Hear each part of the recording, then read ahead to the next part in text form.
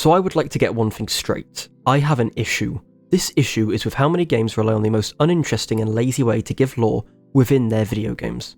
And that is through collectibles. Whether they be through notes, audio logs, or tapes, this is the most boring way a video game story can be told. In this video, I want to give a few examples of terribly done collectible lore within video games. So firstly, I want to talk about the newly released Poppy's Playtime Chapter 4.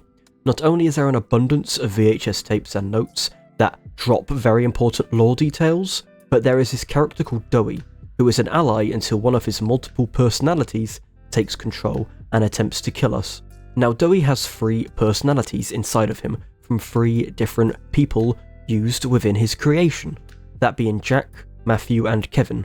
The only way you could possibly know this, however, is from boring and repetitive collectibles throughout the world. Jack turning into a part of Dowie is in the opening cutscene, so without any collectibles you would assume only Jack is Dowie. But to find out Matthew is a part of Dowie too comes exclusively in the form of a missable note. Not only this, however, Kevin is only discussed from a more easily found, but still collectible VHS tape. Not only are these extremely important to the story and missable, but they are also very boring and uninteresting ways of telling the lore of your character. Next we have BioShock, which has one of the most aggravating attempts at visual storytelling I have seen. So in the game there are these beings called Little Sisters, who are real children who are often kidnapped and experimented on.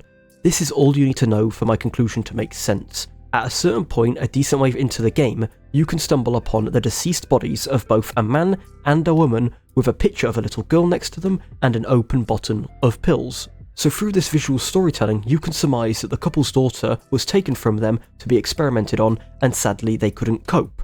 But the theories get put to bed instantly, as there is an audio log right next to the bodies in which the mother explains exactly what the fan base could have guessed anyway.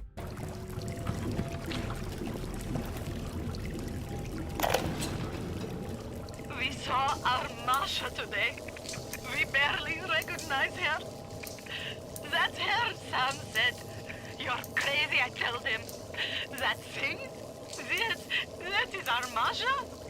But he was right. She was... Not only does this ruin the visual storytelling and makes it seemingly pointless, but it also just simply is unnecessary, as we could have surmised this information anyway. In BioShock there are far too many audio tapes, and many contain crucial lore, but this was the most egregious example of them being just terrible. Finally, I want to mention an indie horror game in which the entire game is told through notes. That game is Stigmatized Property from Chiller's Art. Now I am cheating a little here, as these are necessary and not really traditional collectibles.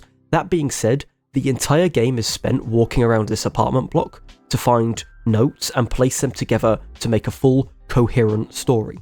Now the game has absolutely no visual storytelling whatsoever. You would think for a horror game they would want to tell some of the story through scares, but alas that is not the case here. There are scares,